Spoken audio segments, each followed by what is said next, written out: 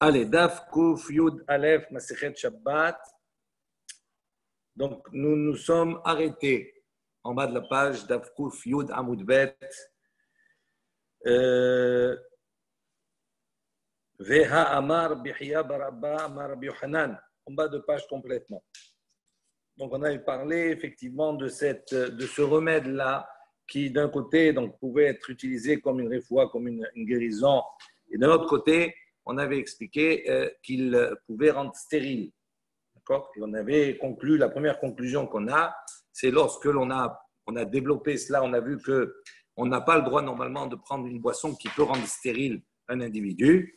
Et donc là, on a conclu, dans un premier temps, on a dit, et là, Bessaris, on parle de quelqu'un qui était déjà stérile, et donc le fait de rajouter quelque chose qui le rend stérile de nouveau n'a pas d'incidence. Et c'est sur ce point qu'on va discuter. Donc, Rabbi Yahya Barabba, il a dit au nom de Rabbi Yohanan, Hakol Modim, tous sont d'accord, Bemehametz, Ahar Mehametz, Sheu Hayav. Donc, on a dit, si Mehametz, Ahar Mehametz, ça veut dire, on sait qu'on a apporté un mincha, et quand on a apporté un korban mincha, un végétal, d'accord, on portait donc de la semoule. Il dit en ce moment-là, on n'avait pas le droit d'apporter un korban mincha qui était hametz, qu'on avait rendu hametz, qui avait fermenté ou qu'on avait rajouté un ferment à l'intérieur. Si maintenant cet élément déjà est devenu hametz, il dit tout le monde est d'accord pour dire qu'on n'a pas le droit sur cela de rajouter de nouveau quelque chose qui continue à le rendre hametz. Donc ça, nous, déjà, il se dégage de ça. L'idée est qu'à partir du moment où un élément a un statut, on ne peut pas rajouter quelque chose de supplémentaire sur ce statut. C'est-à-dire, même si la personne est déjà stérile, normalement, on n'aurait pas le droit de prendre quelque chose qui va la rendre, qui va provoquer une stérilité supplémentaire en prétextant qu'elle est déjà stérile. Il y a Kol Modim Bemechametz, Achar Mechametz, Sheu Chayav, que s'il a fait effectivement, il a rajouté du Hametz sur un korban qui est déjà Hametz, il est Chayav sur ce. Shneimar, lorsque c'est marqué, comme il est écrit dans Vaïkra, Lo te'afeh Hametz, Lo ta'aseh Hametz. Donc on voit ici qu'on a deux psukim. On n'a pas le droit d'enfourner Hametz et on n'a pas le droit de faire Hametz. Donc on voit qu'on a ici deux choses, même si effectivement, Rashi dit Afia bichlal aïta, velama yatzat. Il dit la Afia est déjà prévue, d'accord, dans la siya, dans la réalisation, on va dire. Pour quelle raison on l'a sorti de la fabrication? Il dit les akish. אליה מאפיה מיוחדת שהיא מעשה וחייבים עליה מפני עצמה וכולי. והכל מודים שאם לשעה הראשון בחימוץ ובא השני והלכה בחימוץ והשלישי אף כולם חייבים. Il dit donc pour nous apprendre ici, faire un lien entre les différentes étapes de la réalisation, d'accord, de cela. Si le premier dans la première étape, on a pétri et on a introduit déjà quelque chose, on va dire une levure, un levain qui rend Hametz. Le deuxième qui va rajouter dans la deuxième étape, dans la FIA, etc., tout ça, qui va rajouter sur cela, dans toutes les étapes, chacun est Chayav. Il est condamnable. On ne va pas dire, puisque le premier a commencé, ça y est, on n'est plus Chayav si on rajoute supplémentaire. Il dit, donc ici, la même chose. Bamesares, Ahar Mesares, Sheu Chayav. Il dit la même chose. Quelqu'un qui est déjà stérile, d'accord? Achar Mesacher, il est venu pour nous enseigner que même s'il est déjà stérile, si on va rajouter, on va lui faire boire quelque chose qui veut normalement rendre stérile, il est chayav. Shinemar, comme il est marqué dans le pasuk, ou ma'ouk vechatut venatouk vecharut. Donc à propos de cet animal-là, on va dire qui est sur lequel il y a un moum. On a dit ici maintenant ces parties génitales, ma'ouk, c'est-à-dire elles sont écrasées, vechatut, elles sont broyées, venatouk, ou bien elles sont détachées, les charout où elles sont coupées. Donc, dans tous ces cas-là, d'accord, il n'est pas saoul. Im al-karout chayav al-natouk la kolcheken. Il dit ici maintenant, déjà il est chayav charout, c'est-à-dire si on l'a coupé complètement, donc les parties génitales, on a coupé dans les testicules, on a coupé le lien qu'il y a, d'accord. Il dit à plus forte raison, al-natouk, plus forte raison que si on a complètement détaché ces parties génitales. Il dit, pourquoi raison on a apporté cette différence natouk ve charout? Il dit, il dit pour dire que celui qui maintenant, après avoir coupé, il a détaché ses testicules, ses parties génitales, que lui, il est chayav. Même s'il a fait que rajouter quelque chose qui était déjà, mais on voit qu'à chaque étape, on considère que la personne est chayav. Et donc, la réponse qu'on a donnée précédemment de dire, non, mais cette boisson-là, elle rend stérile. On avait dit, mais on parle de quelqu'un qui est déjà stérile. Il dit, même s'il est déjà stérile, on n'a pas le droit de rajouter sur cela. On prend l'exemple de ce cas-là. Et là, donc on va proposer autre chose, Bezaken. On parle d'un zaken. Donc un zaken, donc il ne va plus maintenant procréer, entre guillemets, donc il est affaibli. Donc on parle de quelqu'un, on peut donner un zaken parce que ça n'a pas d'incidence sur ça. Il dit, il dit, voilà, Yohanan, il a dit, quel que soit, on va dire, ces produits-là, c'est quelque chose qui me ramenait les na'aroti à ma jeunesse. Donc, on voit que même s'il est zaken, il a toujours la possibilité de retrouver une certaine jeunesse, d'accord, même s'il était touché d'impuissance ou pas, et pour procréer de nouveau. Donc, on ne peut pas parler d'un zaken qu'on donne ça à un zaken. Et là, Be'isha, il dit, alors on va parler ici, on parle à qui on donne, à une femme. Ou là-bas, on va voir qu'apparemment, la femme chez Nametsuba, il dit, Bepriya Verivia, elle n'a pas le chiyuv comme l'homme a de procréer, de faire cette mitzvah-là. On ne va pas détailler maintenant dans les choses. Velo Rabbi Yochanan ben Beruka. Vele Rabbi Yochanan ben Beruka de Amar, al shinehem ou Omer. Maintenant, on rétorque sur cela, on dit voici que Rabbi Yochanan ben Beruka, il a dit, à propos al shinehem sur les deux, c'est-à-dire pour l'homme ou la femme, ou Omer. La Torah nous dit, Vaïvarech otam Elohim, Akadosh Baruch Hu les a bénis, Vaïomer lahem, il leur a dit, Peru urvu, donc, fructifiez-vous et multipliez-vous. D'accord? Donc, Otam, il leur a parlé, il leur a donné une bracha aux deux. Donc, même la femme, donc, qui rend stérile à une femme. Maïka les Mardi, qu'est-ce que tu as à dire dans ce cas-là? Alors, on répond, Bizkena.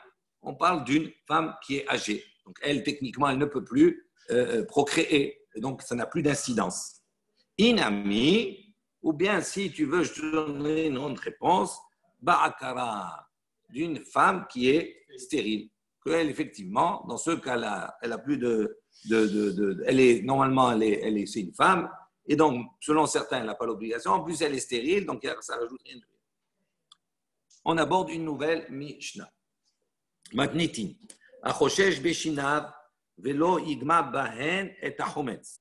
Donc, quelqu'un qui a donc, des maux de dents, qui a mal aux dents, lo igma bahen et achometz. Il n'a pas le droit, d'après le Tanakama, d'avaler, d'accord, du chometz, du vinaigre.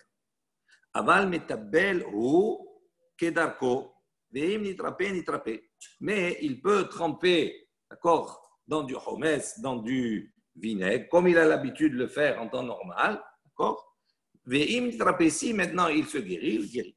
Ça veut dire que boire du chometz en soi, c'est un acte qui ne se faisait pas habituellement, donc qui marque le fait qu'il est en train de se soigner, de boire du chometz, mais puisqu'il le fait dans un cadre qui est d'une manière générale permise pour manger, à ce moment-là, s'il guérit à Gav en plus, il guérit, il n'y a pas de problème. Achoshesh bemotnav, si quelqu'un donc il a mal au rein, lo yisoch yayin vechometz, il ne pourra pas donc se masser, s'enduire de vin et de vinaigre. Aval sachro et shemen. En revanche, il pourra s'enduire de shemen, c'est-à-dire d'huile. Il dit pourquoi? Parce que c'est quelque chose qui se pratiquait. Velo shemen veret. En revanche, il ne pourra pas s'enduire d'huile de rose. Bene melachim sachin shemen verez al makotehem sheken darkam la sourd bechol. Il dit en revanche, les bene melachim, les princes, d'accord, qui eux sachin shemen vered, ils s'enduisaient de shemen vered, d'huile de rose. Donc c'est-à-dire comme ils avaient une certaine richesse, etc. Tout cela, s'enduire à l'époque avec de l'huile de rose, c'était une marque de richesse et ce n'est pas le commun des hommes. Alors il dit, si maintenant, ces Bnei Melachim, eux, ils ont l'habitude de s'enduire d'huile de rose, al-makotehem, sur leur plaie, Sheken darkam la bechor. Ainsi, ils avaient l'habitude de s'enduire durant la semaine. Rabbi Shimon Omer, Rabbi Shimon il dit, Kol Israël bene melachim. Et Rabbi Shimon il considère que c'est quelque chose qui peut être utilisé par tous les béné Israël, parce que même si apparemment ils n'ont pas le même standing que les princes, mais on porte le nom de béné melachim. Nous sommes les princes, nous sommes les fils du roi d'Akadosh Baruch. Ramé les Ravaha Aricha, Dehu Ravaha Bar Papa, les Rabbi Abaou. Donc, on rapporte, on relève ici une contradiction qui est rapportée que Ravaha Aricha, le grand, qui est en vérité Ravaha Bar Papa. Lui, il a donc relevé une contradiction, les Rabbi Abaou à Rabbi Abaou. Il dit, on a une Mishnah qui nous dit, Achoshesh Beshinav, si quelqu'un a mal à ses dents, Lo Igma Bahen et Tachometz. Donc, comme on a vu dans la Mishnah, il ne peut pas avaler du vinaigre. Les Memra des Chometz, Ma'ale le Shinaim. Il dit donc, qu'est-ce qu'on déduit d'ici? Que le vinaigre, c'est quelque chose qui est bon pour les dents, puisque c'est un remède. Il dit, il dit pourtant, voici qu'il est mentionné, dans Shmishlei, c'est marqué là-bas, Kechometz le Shinaim, Vechkeachan la Inaim. Ça veut dire, on va ici parler de choses qui sont, au contraire, nuisibles, à la fois pour les dents et à la fois pour les yeux. On dit, comme le Chometz, comme le vinaigre est nuisible, la Shinaim pour les dents, Beché Hachan est comme la fumée et mauvaise également la Inaïm pour les yeux. Donc on voit qu'il y a une contradiction. D'après ce verset, le Chometz, il n'est pas bon pour les dents. Il dit là, caché, il n'y a pas de difficulté. Ha bekiyua de peri ha bechala. Il dit non. De quel Chometz on parle? Ha bekiyua de peri. C'est-à-dire le Chometz, le vinaigre, on va dire, qui vient, d'accord, du fruit. Rashi l'explique. Voilà. C'est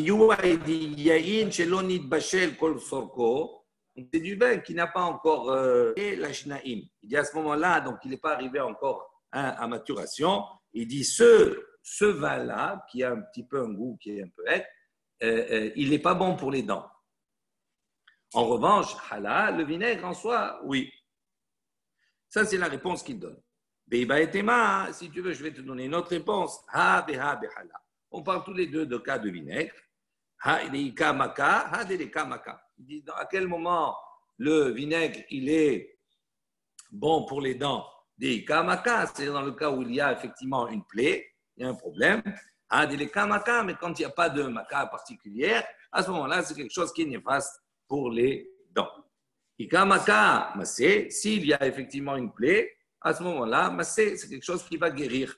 Les kamaka, mais s'il n'y a pas de plaie, on a des dents en bonne santé, le fait de consommer du vinaigre, d'accord, ça va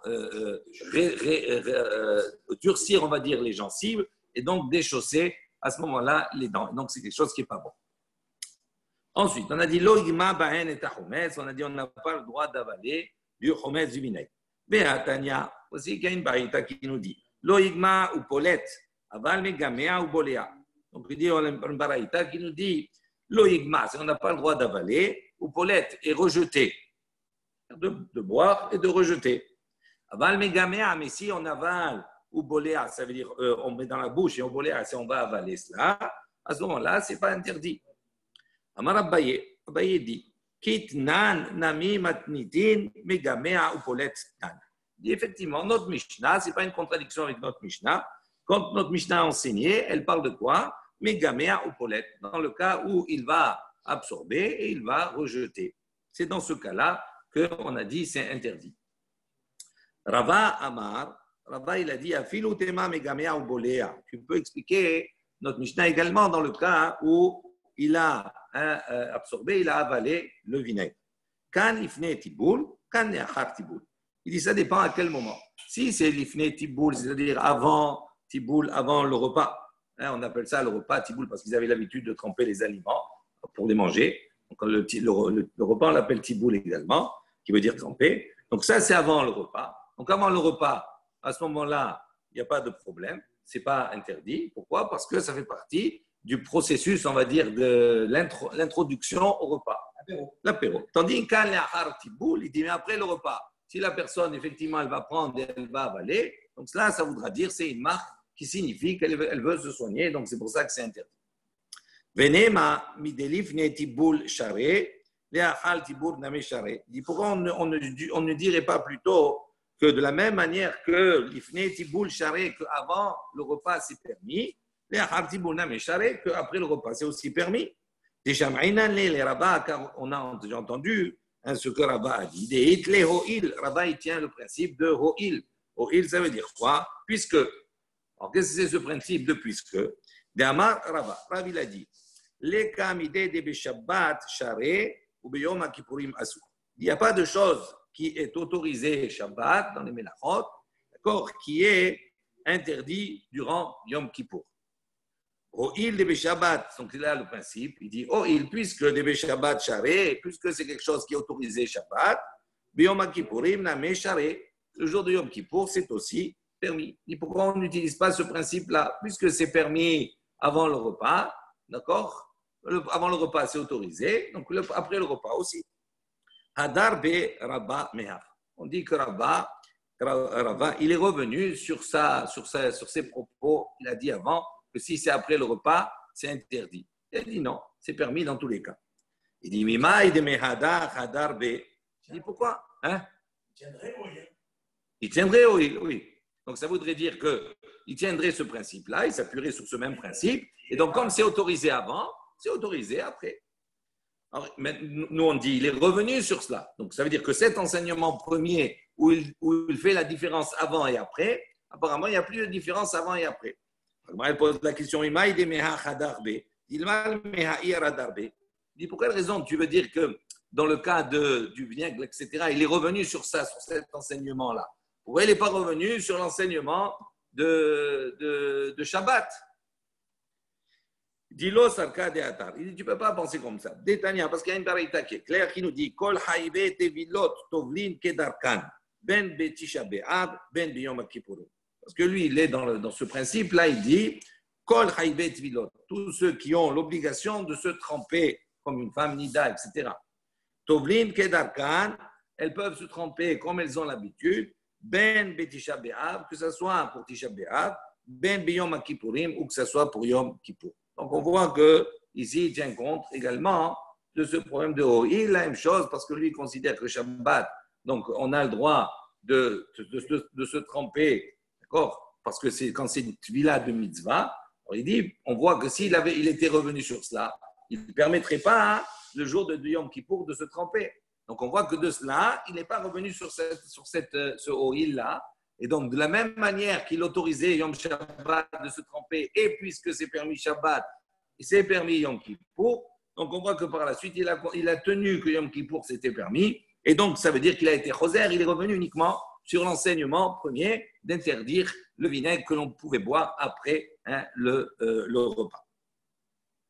Ensuite, on avait dit dans la Mishnah, Achoshesh bemotnav, d'accord, celui qui a mal dans ses reins. Amar Rav Abba Bar Zivda, Amar Rav, Halakha ki Rabbi Shimon.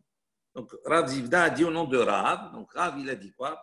La halakha, elle est comme Rabbi Shimon. Ok.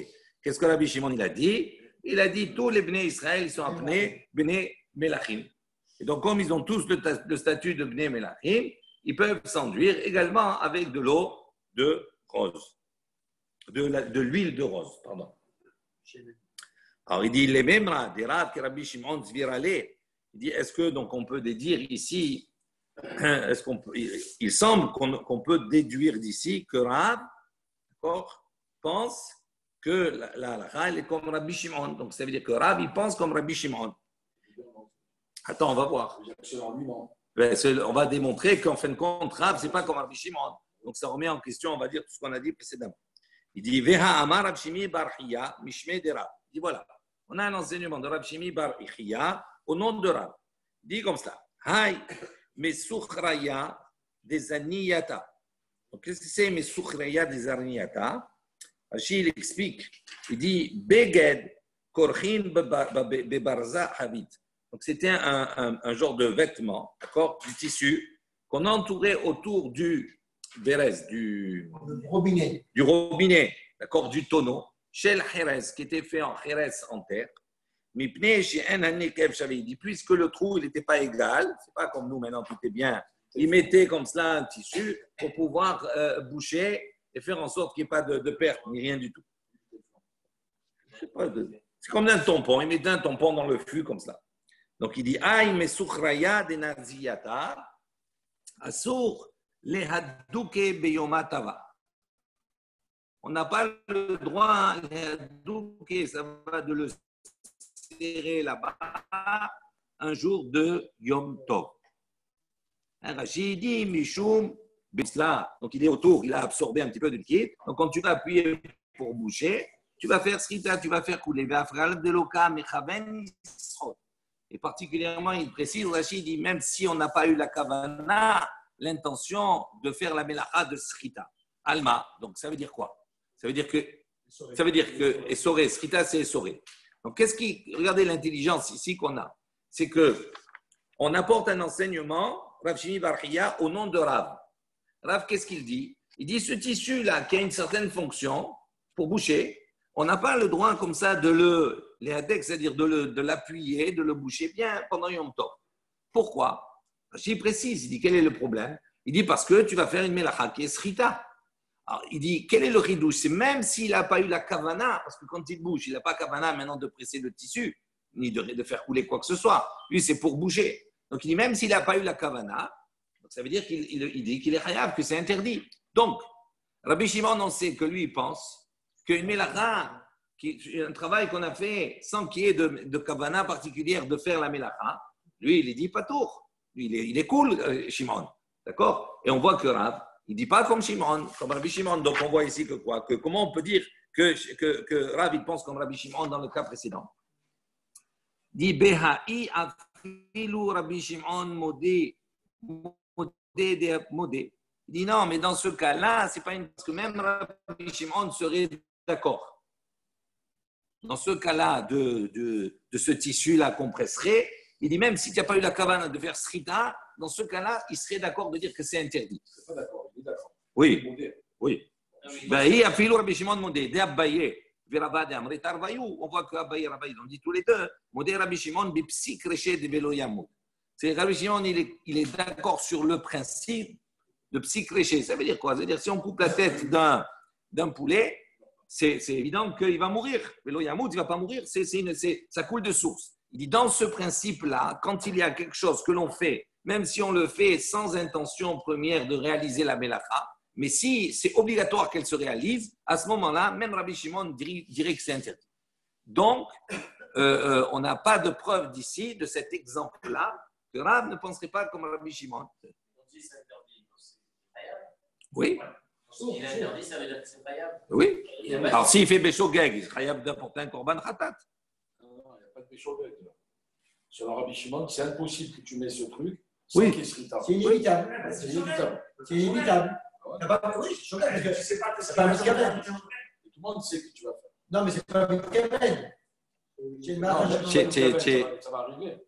Oui, d'accord, mais non, mais quand il te dit chayav ici, quand quelqu'un il fait quelque chose, Béchogeg, Shabbat, tu mets la Shabbat, et quand on te dit chayav, ça veut dire quoi? Ça veut dire, bien sûr, il va, s'il avait la conscience qu'il est en train de faire une melacha, c'est pas chayav, il serait pas chayav d'apporter un korban khatat, il serait pas tour du korban khatat, d'accord? Donc il aurait une autre sanction.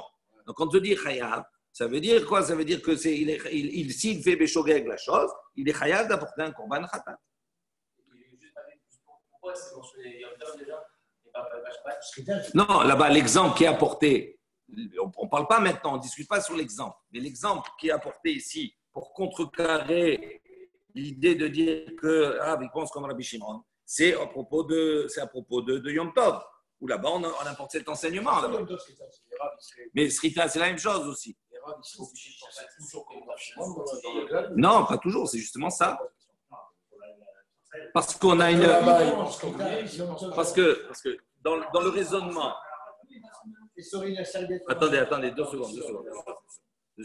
Dans le raisonnement, quand on a ici, quand on dit Amar Abba Barzida Amarav, Al-Haq Rabbi Shimon. Donc on voit que Rav, il parle, il dit la halakha, elle est comme Rabbi Shimon, dans ce cas-là. Alors que nous, qu'est-ce qu'on veut déduire? Il dit, est-ce qu'on peut dire les Emra de Rav que Rabbi Shimon Zvirale? Est-ce que le fait de préciser, quand on dit que quand quelqu'un vient, il intervient, pas obligé, mais la première réaction que nous on a, si tu viens, toi, tu me dis maintenant, ah, tu sais, la halakha, elle est comme un tel, ça sous-entend que toi, tu adhères à sa démarche intellectuelle dans ce cas-là. Alors, c'est pour ça qu'ici, maintenant, il pose la question. Pourquoi il pose la question? Parce qu'en amont, avant, on voit qu'il a vu que Rav, il s'oppose à Rabbi Shimon dans l'idée. C'est pour ça qu'on répond de cette manière-là, parce que ce n'est pas une preuve suffisamment forte pour dire qu'effectivement, Rav, il ne s'oppose pas, il s'oppose totalement à Rabbi Shimon dans tous les cas. On continue. Veha Amar Bihya Barashi, Amarav, Alacha ki Rabbi Yehuda, Verav Hanan bar Ami, Amar Shmuel, Alacha ki Rabbi Shimon. Donc il dit voilà, pourtant Rav Hiya bar Shimi, Amarav a dit au nom de Rav, Alacha ki Rabbi Yehuda. C'est marqué directement, l'Alacha elle est comme Rabbi Yehuda. Rabbi Yehuda, c'est celui qui s'oppose à Rabbi Shimon. De Rav Hanan bar Ami, Amar Shmuel. Et Rav Hanan bar Ami, il a dit au nom de Shmuel, donc il y a Rav ou Shmuel toujours en désaccord. Il a dit Alacha ki Rabbi Shimon. De Rav Hiya bar Abin, Matne leha blogadre. Et en plus de cela, Rav Hiya bar Abin, il a enseigné cela blogadre, c'est-à-dire sans les intermédiaires, sans les autres noms des Chachamim. Qu'est-ce qu'il a dit? Rav Amar, Alacha ki Rabbi Yehuda. Donc on voit que ici, on a dit tout à fait le contraire de ce qu'on a dit précédemment. Et là, Amarava, Ani Va'ari Shebahavura Targimna. Donc il a dit comme ça. Rava il est venu, il a dit moi, Va'ari Shebahavura, et le lion du groupe. Targimna, on va voir. On a solutionné, on a répondu à la question. Umanu, il dit quel est ce lion du groupe? Rabbi Hiya bar Abin, c'est Rabbi Hiya bar Abin. Alaha ki Rabbi Shimon. L'alaha, elle est comme Rabbi Shimon. Vela mita'ame. Il dit, quand il dit l'alaha, elle est comme Rabbi Shimon, Vela mita'ame. C'est pas selon son propre motif, sa propre raison. Maï alaha ki Rabbi Shimon. Il dit, qu'est-ce que ça veut dire l'alaha comme Rabbi Shimon? Vela mita'ame. Et c'est pas selon son opinion. On va expliquer. Il est mal à Rabbi Shimon décharé, Velav mita'ame. Donc si tu vas dire que, si tu penses que la halakha est comme Rabbi Shimon, Velav mita'ame, pas selon son opinion, dis lo Rabbi Shimon savar massi, Verav savar lo massi, que tu vas dire que Rabbi Shimon il pense que massi ça veut dire que ça guérit, c'est pour ça que il interdit Verav savar lo massi et que Rav lui il dit ça ne guérit pas. Et savar Rav lo massi, et Rav il pense que ça ne guérit pas.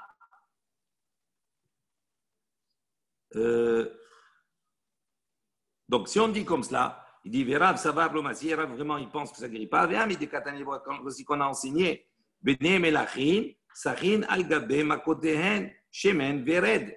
Donc, on voit ici que dans la mission, on a dit les Bnei Melachim, les princes, qu'est-ce qu'ils avaient l'habitude de faire de manière générale? Ils s'enduisaient d'huile de rose, mais al makotehen, sur leur plaie. Donc, Miklal Demassi. Donc, on voit ici que quoi? Que cette potion-là, elle guérit. Donc, tu ne peux pas dire que leur marloquette, leur discussion entre ici,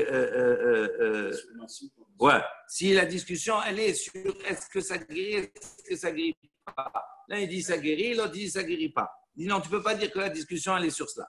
Et là, Rabbi Shimon, il dit la est comme Rabbi Shimon, des charrets qui lui permet, Velav mita'ame, ce n'est pas selon son opinion. Des ilou Rabbi Shimon savar, afalgav de la shriya, charret. Donc il dit pourquoi? Parce que Rabbi Shimon y pense, même si quelque chose, afalgav de la shriya, c'est quelque chose qui ne se trouve pas. D'accord? Pourquoi c'est quelque chose qui ne se trouve pas? Parce que ce n'est pas tout le monde qui va s'enduire avec de l'huile de rose, parce que c'est quelque chose qui était assez cher. Il dit malgré cela, charret. Pourquoi charret? Parce qu'on a dit que lui, il pense que tous les Bnei Melachim, ils sont appelés des princes. Et Rav Savar, tandis que Rav Savar, quelque chose qui se trouve, à ce moment-là, oui. Si c'est quelque chose qui ne se trouve pas, à ce moment-là, non. Ou Be'atra de Rav Shriach Mishha de Varda. Il dit dans l'endroit de Rav, d'accord, se trouvait Mishha de Varda. Ça se trouvait donc de l'huile de rose. Et donc, comme ça se trouvait, donc c'était plus ou moins commun à tout le monde. Et donc, comme c'était commun à tout le monde, dans son endroit, c'est pour ça qu'il permet. Donc, lui, il permet pour une autre raison que Rabbi Shimon. Quand il dit halakha que Rabbi Shimon, en vérité, Il dit, la halakha, elle est juste, oui, c'est permis, comme Rabbi Shimon le dit, mais moi, je dis permis d'une manière différente que lui. Lui, il dit permis, pourquoi? Parce qu'il dit que tous les Bnei Israël sont des Bnei Melachim, d'accord? Donc lui, en disant ça, ça veut dire quoi? Ça veut dire que même si c'est quelque chose qui a une certaine valeur et qui ne se trouve pas pour tout le monde, à la portée de tous, malgré cela, hein, d'accord, c'est autorisé parce qu'on porte le nom de Bnei Melachim, d'accord? Tandis que Ravi dit non. Il dit si c'est quelque chose qui normalement ne se trouve pas, parce qu'on ne trouve pas à tous les coins de rue de l'huile de rose, ça coûte assez cher. Donc comme ça ne se trouve pas en temps normal, c'est interdit.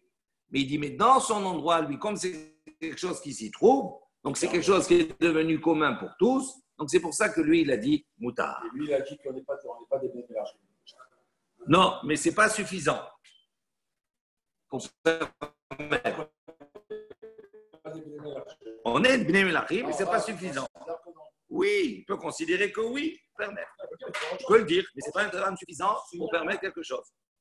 Donc, Adran Alach Shmona Shratzim. Donc, on a terminé ce chapitre, on aborde un nouveau chapitre. Ve'elu Ksharim Shechayavim Alehem. Donc, voici maintenant les Ksharim, les nœuds, d'accord, sur lesquels on est Chayav si on a pratiqué cela pendant Shabbat. Kesher Hagemalim Kesher Asapani. Il dit les nœuds que l'on fait qu'il y avait dans le nez du chameau comme ça, on mettait donc une boucle et on attachait là-bas une corde, d'accord? On attachait une corde pour le tirer. Donc le nœud là-bas que l'on faisait, il dit ça fait partie des nœuds qui sont interdits. Ou bien Kesher Asapanim, les nœuds que l'on faisait pour attacher, qu'on attachait au bateau, d'accord? D'accord, il y avait comme un anneau aussi, une boucle, et on attachait là-bas la corde. De la même manière qu'on est chayav sur la tâche, c'était des nœuds, on va voir que normalement la Torah interdit de faire un nœud qui tient. D'accord? Un nœud qui tient, on n'a pas le droit. Et de la même manière que c'est un av melacha de faire un nœud qui tient, c'est av melacha généralement de défaire un nœud qui tient. Donc de faire un nœud aussi, c'est interdit. Donc il dit de la même manière qu'on n'a pas le droit de faire, on n'a pas le droit de défaire. Rabbi Meir Omer, Meir dit Kol kesher shehu yachol lehatiro be'achat miyadav en chayavim alav. Et Rabbi Meir dit non, tout nœud qu'on peut détacher avec une main, on peut faire à une main, on peut le détacher. En chayavim alav, pas chayav, en tout cas on n'est pas chayav d'après un korban chatat si on a fait béchou. Gemara. Maï kesher had gemalim bekesher had asapanim. Donc qu'est-ce que ça veut dire ces nœuds-là des chameaux et les nœuds des bateaux? Ilema, Ketara, Dekatre, Bismama, Bekatra, Dekatre, Beisterida.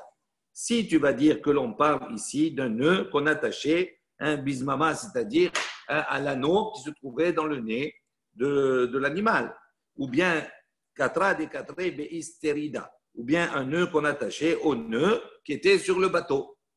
Il dit, Aïkesher, Shino, Shel Kayamahu. Ça, ce n'est pas un nœud qui est éternel. Pourquoi? Parce qu'il sert à tirer. Mais une fois qu'on a tiré, on détache. Une fois qu'on a tiré le bateau, on détache. Donc, ce n'est pas un nœud en vérité, même si c'est un nœud qui tient. Ce n'est pas un nœud chez le Kayama, ça veut dire un nœud qu'on ne détache jamais. Donc, il n'est pas éternel comme ça, on va le détacher. Donc, on ne peut pas parler de ces nœuds-là. Et là, il dit Kitra desmama goufé, ud isterida goufa. Il dit, on parle du nœud, c'est-à-dire en vérité, qu'on mettait, ce qu'on aimait cette boucle, on mettait une boucle, d'accord, qui était faite en corde également au nez. Donc cette boucle-là, ce nœud qu'on faisait, c'est de ce nœud-là qu'on parle, puisqu'on y attachait la corde dessus. Donc c'est ce premier nœud-là qui, lui, on ne détachait jamais. Donc comme on ne le détache jamais, si on le fait, à ce moment-là, on est chayav. Le nœud également du bateau, il y avait un nœud, et sur ce nœud-là, on faisait passer la corde. Il dit, ce nœud-là qu'on mettait sur le bateau à la base, en vérité, on parle du nœud de base, ce nœud-là, quand on le faisait, on ne le détachait jamais. Donc, c'est pour ça que si on a fait ces nœuds-là, on est chayav. Rabbi Meir Omer, Kol Kesher Vechule.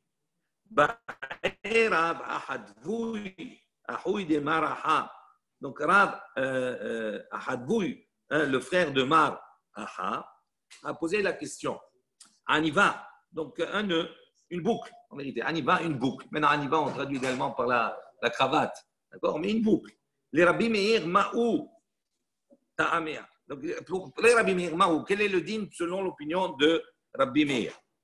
Ta'amea de Rabbi Meir, Mishum de Yachol, Le'atiro, Be'ahatim, Yadav, ou. Il dit ici, donc, on va utiliser la raison de Rabbi Meir, c'est de dire qu'un nœud que l'on peut défaire avec une main, dit Vehanami Yachol Le'atiro, il dit ce nœud-là, on peut effectivement le défaire avec une main. Au Dilma, ou bien non, on va dire Tama de Rabbi Meir, la raison de Rabbi Meir, c'est quoi? Mishum de la Mihadat, c'est parce que c'est quelque chose qui n'est pas serré. Donc, si on peut le défaire avec une main, ça veut dire qu'il est assez large, donc il n'est pas assez serré. D'accord? Maintenant, s'il est serré, il dit, si c'est la raison pour laquelle Vehamiadak, il dit là, ce nœud-là, il est serré, il dit tekou. Donc, on n'a pas de réponse à cette chez-là, à cette question-là. Matnitin, hein? On ne va pas vérifier. C'est quoi? Tekou. Si je mets Thalès, Il y a où? Eh oui. On n'a pas le temps. Tu contrôles le nœud, je sais pas. C'est insoluble, ça. c'est Mitsiout, quoi. On continue à prendre. Matnitin, nouvelle Mishnah. יש לך קשרים שאין חייבים עליהם כקשר הגמלים וכקשר הספנים. Donc il y a effectivement, יש לך, il y a pour toi des nœuds שאין חייב, sur lesquels on n'est pas חייב, comme on a été חייב sur le nœud des chameaux, sur le nœud des bateaux. קושרת אישה מפתח חלוקה. Ils disent une femme donc qui attache מפתח חלוקה, oui, l'ouverture de sa robe. Vous avez une ouverture devant, vous avez une robe comme ça, une ouverture devant avec deux pans. D'accord? Ces pans-là, il était attaché sur l'épaule opposée et l'autre pan, il est attaché sur l'épaule opposée. Donc, il dit Isha, kosher et Isha miftah haluka. Elle peut attacher, d'accord, cette ouverture de son vêtement. Bechouté sebacha, et également, elle peut attacher chouté sebacha, c'est-à-dire les fils de sa coiffe. La coiffe qu'elle mettait sur la tête. Béchel, Piskaya également, elle peut attacher les fils de Piskaya, c'est une gaine. Urtsuot min'al, également les lanières de min'al, des sandales, des chaussures et des sandales. Venodot yain veshemen également, peut attacher nodot, c'est-à-dire les outres de vin et d'huile. Ugdera shel basar, ou bien également la marmite de viande, c'est-à-dire on attachait là-bas pour couvrir avec un tissu. Rabbi Eliezer ben Yaakov Omer, Koshrin lifnei habehema bishvil shelo tetze. On pouvait attacher également, d'accord, devant la behema, devant l'animal, fermer l'enclos, etc., pour ne pas que l'animal ne sorte. Gemara, Hagufa Kashia. Il dit, il y a une question en soi sur le sujet. Amra, tu as dit, Yesh ksharin she'en hayavim alehem kekesher hagemanim et kekesher hasapanim.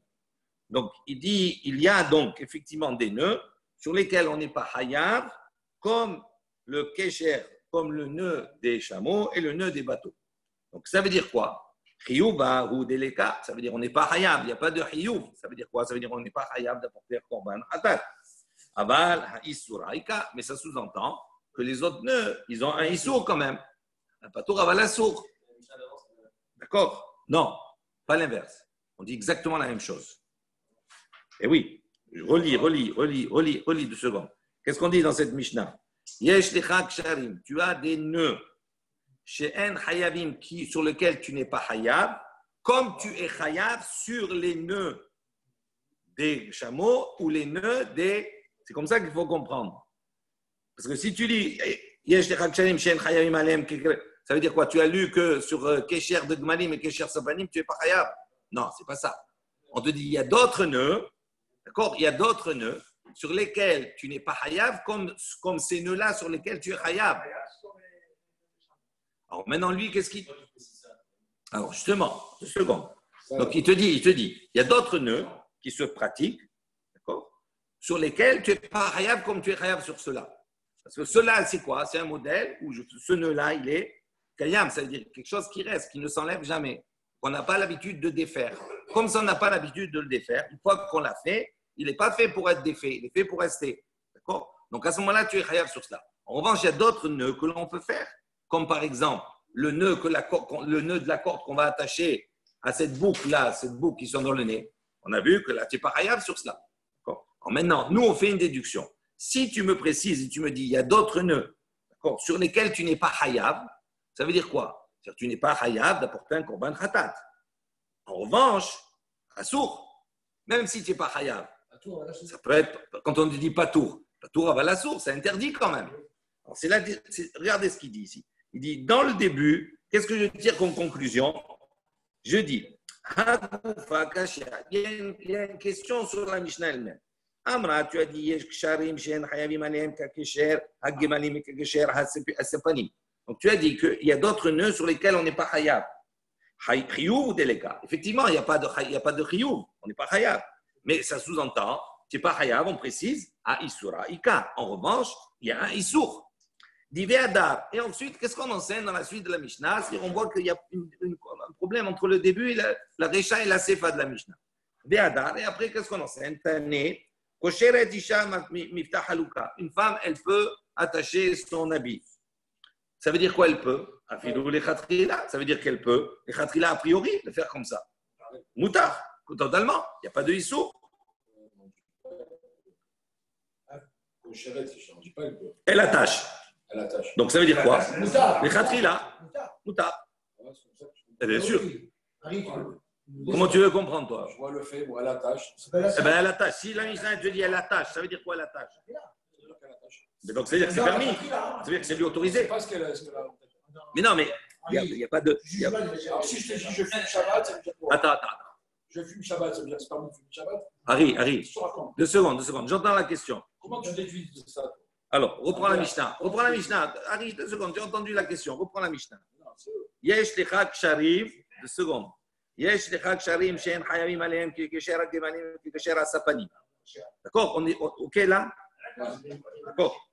Maintenant, kosheret isha miftah haluka, vechutez sebacha, veshel piskaya, veursuot min al vesandal, venodot yayin et shemen, ugdera shel basar, verabbi Eliezer ben Yaakov omer koshrim lifnei abehema, bishvil shelo tetse. Qu'est-ce qu'on a fait? On a cité une liste. C'est quoi? Chayav, permis ou pas permis? C'est quoi la finalité? Tu me dis, on a cité une liste. OK, mais c'est quoi la liste? Tu as cité quoi?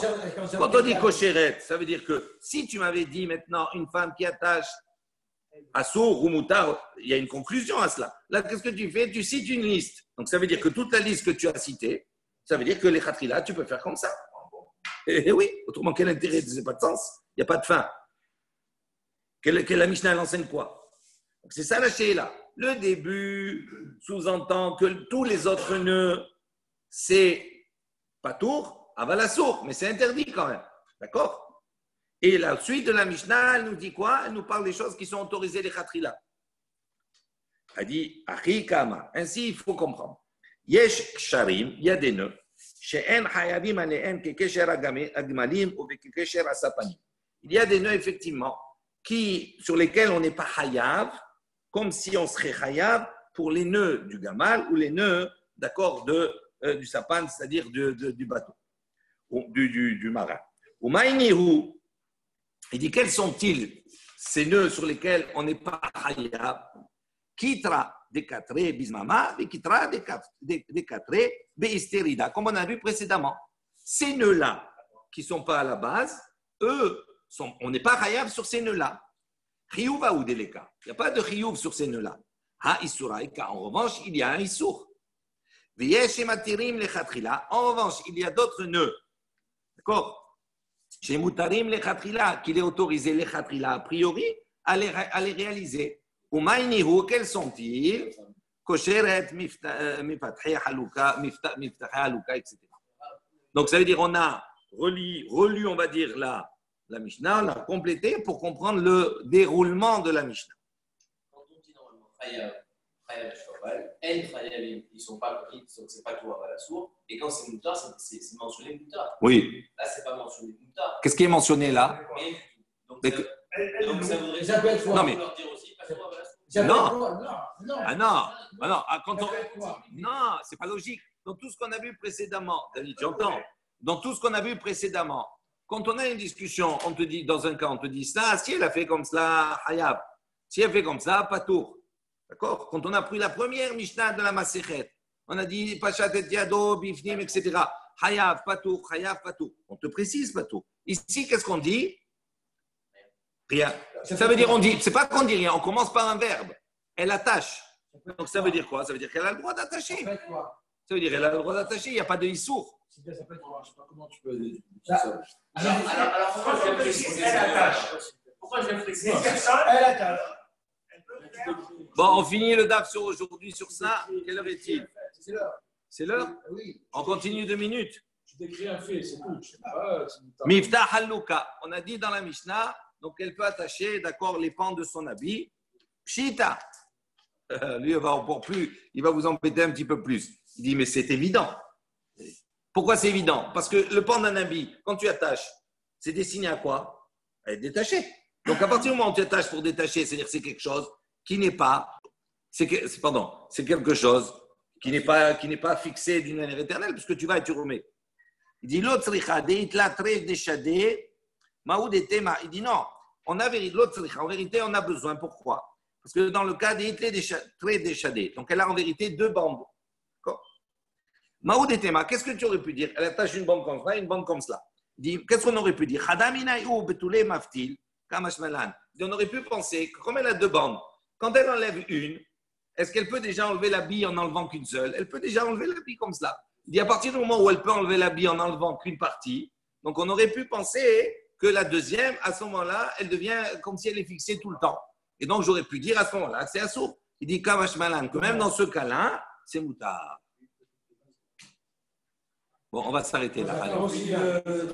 On finit. Attends, c'est dans plein milieu. Alors on continue.